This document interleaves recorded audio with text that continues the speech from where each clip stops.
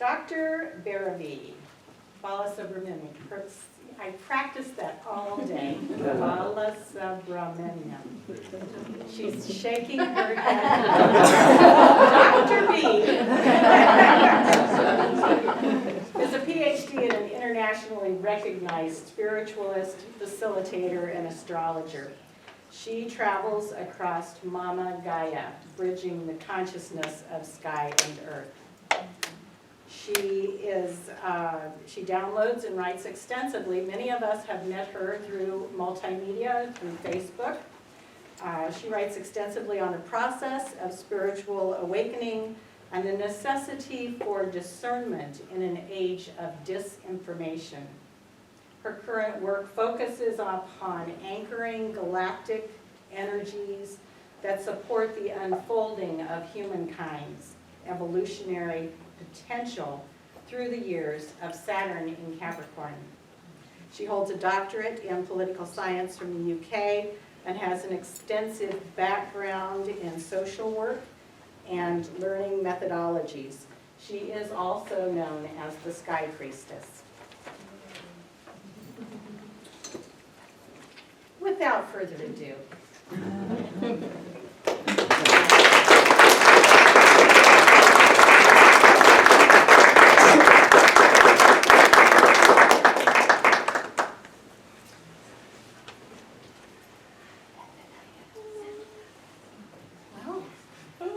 Vanakkam, namaste, and blessings to everyone.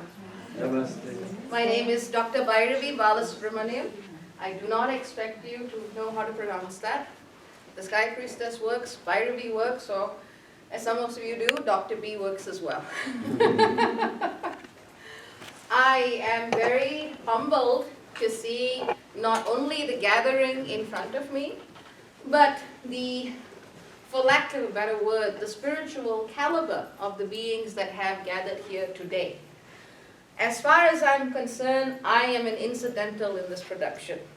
Something was meant to happen with a bunch of souls, and the universe decided that it needed a focal point, and I fit the shape of what it needed. And that's how I see things. I am so grateful to be in, and it's interesting, even though I grew up in Malaysia, my ancestry is of South India. I'm a Tamil. And so we have Hinduism as my religion of what one would assume that I would automatically go into. But it was funny because I grew up in a family that was made of predominantly atheists. Atheists, political atheists, rational atheists. And that was me as a kid, trying to figure out the world and having dreams that I couldn't understand, with images nobody knew how on earth I could come up with. And that over time developed. I explored different faiths because different elements, different aspects of faith appealed to me. I was just speaking to the Father, and just now, before coming in, I said, well, to be honest, sometimes I get Bible passages that just appear in my brain, and I don't know how because I never read it. So I am a soul who has wandered around for many ages of this planet, and I remember all of you, and I remember so much of what we understand as religious practice, and really it's all the same thing. Different PR agencies, but it's the same thing. At the end of the day, any faith, any religion that is worth following comes down to the primary and quintessential principle of, what is it? Love. And unfortunately, that seems to be exactly where we get divided. We then write our books, we then write our scripts, we invest our institutions and our teachers with the power to define who gets the right to define what love looks like, who is entitled to share love with one another, who is entitled to be recognized as in love. And over time, this element of control spreads into what we understand in the 3D level as politics, society, culture, ritual. But it all comes from this need to define the individual's relationship with God or goddess, and that individual's relationship with those who are near and dear to them, around them. But in this age, we can no longer afford to be divided by different schools of thought that lay different foundational claims to what the meaning of love is. And to address all of that in a nutshell, if we were to look at the one most single, consistent way in which love is neglected in contemporary religious and spiritual practice, we need to look at the feminine. Doesn't matter if you're a Christian, or if you're a Jew, or if you're a Hindu, oh, don't get me started with that, or if you're into any other form of mainstream religion, the feminine is not getting the love that she is due. So what similarities do we see here? Over time, a definition of God has emerged as the one who is on top of the pyramid. You've got Yahweh, you've got Brahma, who else do we have? Vishnu, Shiva, but basically it's the guys at the top, right? Thank you, that's the word I was looking for. So we see this long, long history of the primacy of the male creator God going over what is basic biological common sense. It doesn't make sense, Babies are made here. The ingredients may come somewhere else, but the space is still here. So the question is, why have we not allowed ourselves to give the love and the equal recognition that this space is due? It doesn't matter if you're a woman who chooses to have a child or not. But the fact is, the symbol of the womb has been systematically denigrated. And the question is why? Immediately, the political scientists in the room will go, it's patriarchy, they did this, they've subjugated women. But why? Why would half the population of the planet consent to systems of control and belief, which for the more cynical are one and the same thing? Why would they consent to excluding one half of the species? What's the base? What's the core? It's the yuga. Okay, so you're saying it's a change in astrological age and the change in the... We're in the flow. Kali Yuga now, and the feminine is arising. Okay, so you're saying it's basically a natural up and down Flow, motion of yeah. the times. That's fair. What other what other causes there may be? Control. A culture of fear. A culture of fear. And if we dig deeper, what is missing? Once again, it goes back to, what do you want to say? I think that man has gone blind to the fact that women are equally and if not more powerful than men. You're a very smart kid. There is, and as the young man has said, there is a blindness that has set in. And with that blindness, prejudice. But where that comes from is really the absence of love. Because where love is, we cannot allow ourselves to neglect half the population. So the question is, what systems of thought, belief, and ideology block that capacity for man to, in a very broad and generic sense, love woman? Ignorance. That's one. Good wink. Institutionalized trauma. Institutionalized trauma. But how does it get perpetuated? Television. Television, culture, what our families teach us, what our priests teach us in a lot of places. Movies. Movies are another big one, though they're trying to do something. But at the end of the day, we have been disconnected from this love that was once so natural. The causes may be astrological, it may be political, it may be cultural, it may just simply be that humanity developed a different way of organizing its society due to economic and changes in agrarian technology. But the root core of it is that love was forgotten. So how do we get back to that space in which both are seen as one? That's the key million-dollar question. How do we go back to that place of unity without creating further division? And that is to look at the nature of the division that was created. The moment someone tells me, well, I have these and I have this and that makes me a sacred sexual being, I go, hell no. Sorry. But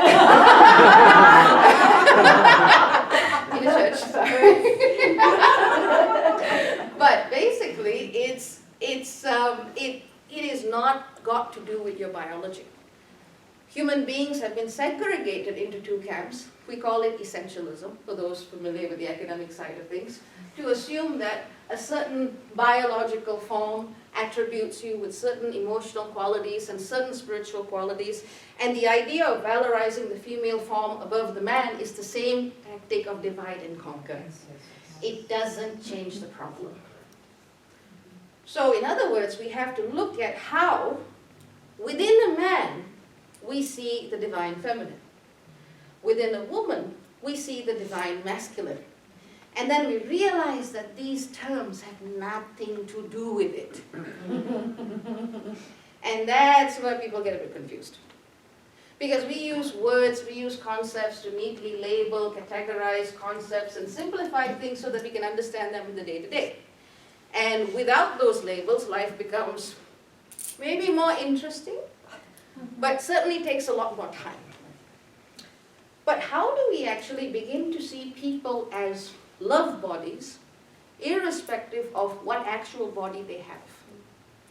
And in academia, and this is the one term that I really like in academia, it's called deconstruction. Let's rip it apart. It's the Kali Yuga, you're supposed to do that. So, how do we find the divine feminine in a man? And this is a question that I get a lot. Because I'll get guys who are really interested in my workshops, but most of them tend to be gay. Because that particular community has had more scope for expressing characteristics that society has said that it cannot. It's not a huge generalization, but gay men tend to have a lot more connection with their feminine side. So the men who come to me tend to be either in that camp or very, very close. Very rarely do I see an alpha macho man going, I understand the goddess within me. Very rarely. I think I've seen that once. Of all the thousands of... See, when we approach things from a feminine-centric consciousness, you're not here, you're not even here, you're there. So when a woman is talking about her gut instinct, she is talking about something that comes straight from her womb, that goes into our capacity to reproduce, procreate, find survival, not only for ourselves, but also for the species. And that is why anyone who spent long enough time in a so-called primitive tribe realizes they honor their women because they know their women know what to do. It's not their mind. It is not their heart. That is a very, what this gentleman has presented is a very loving and lovely approach and view of the masculine towards the feminine, but it is not feminine consciousness in and of itself. That origin point is very different. I have yet to meet a man who can successfully do it. But the thing is, we need to raise men who can. That's the whole point. Hindu philosophy talks about Shakti and Shiva and understands it in different channels.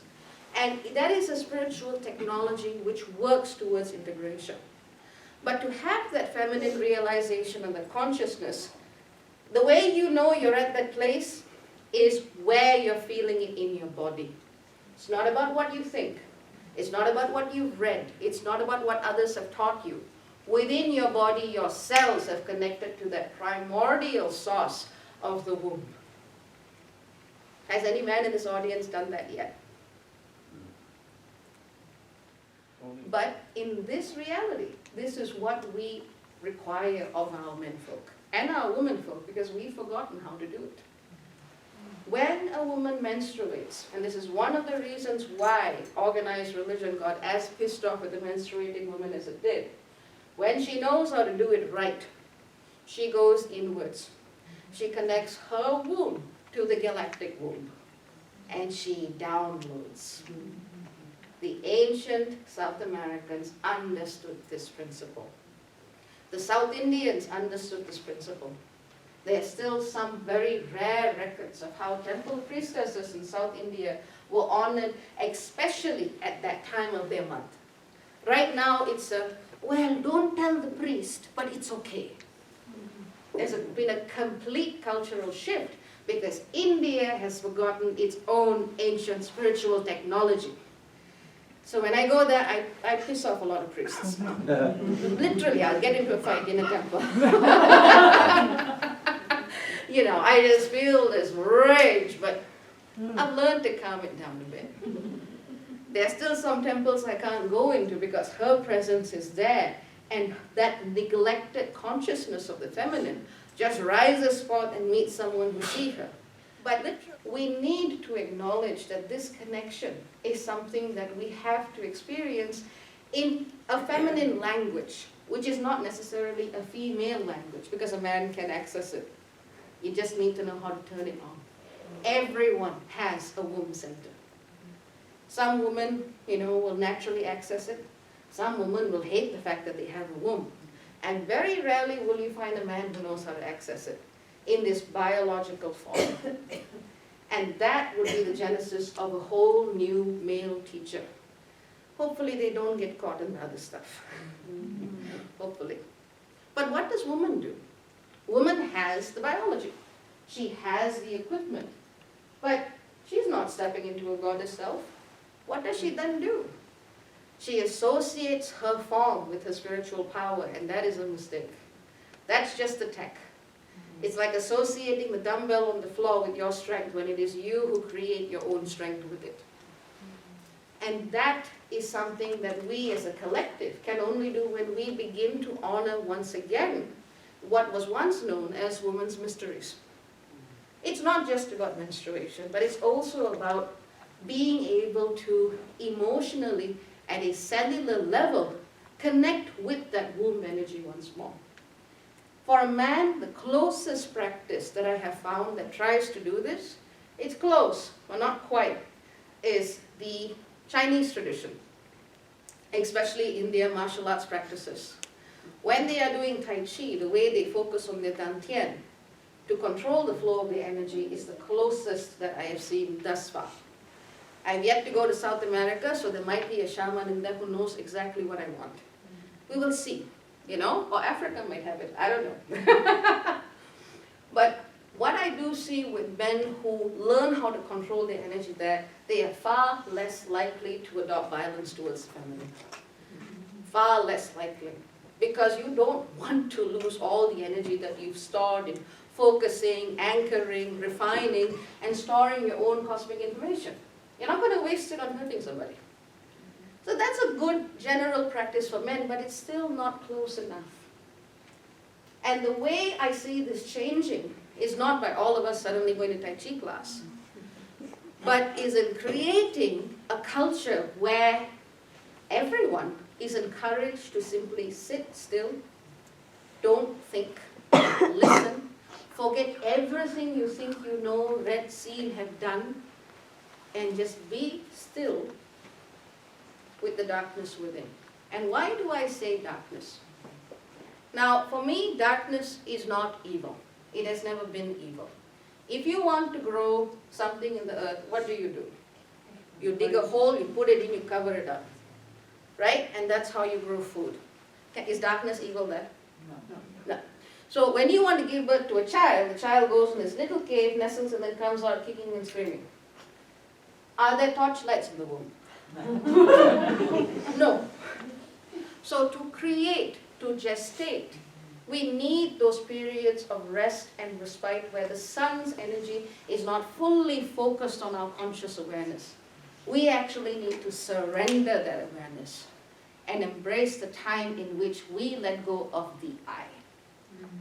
And this is why a lot of Asiatic cultures fear the darkness, because the I is more easily dissolved. And that's when you reveal your SHIT. It's a church.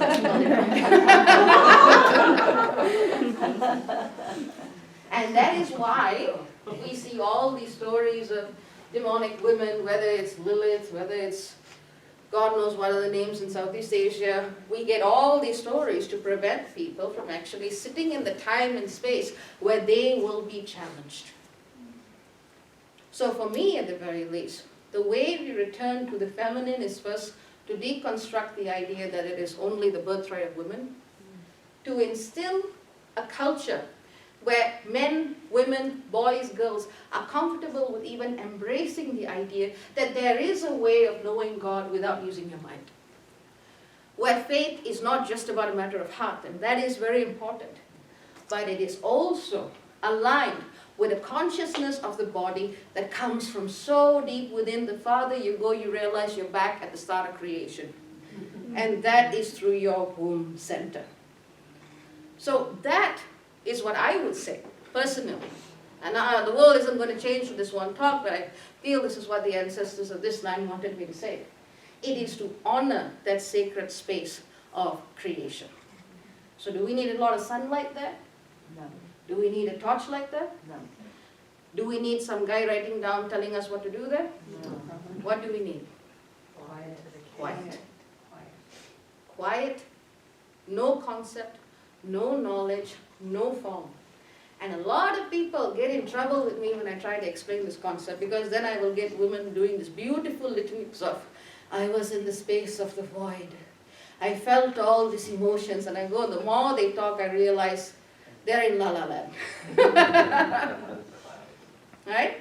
So what we're going to do is, we're going to do a brief meditation.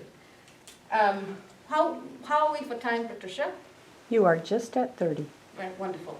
So, what I'd like us to do is, I'd like us to just take a couple of minutes, because I believe in actions. Talk is cool, but actions matter more, right? So, is it possible to dim the lights? Of course. I'd like to create some sacred darkness in the space. Remember, even when the angels appeared to announce the arrival of Jesus, they basically had to say, calm down, we're cool. You know? So let's have a little bit of darkness for a while. Okay? All right? So, get in a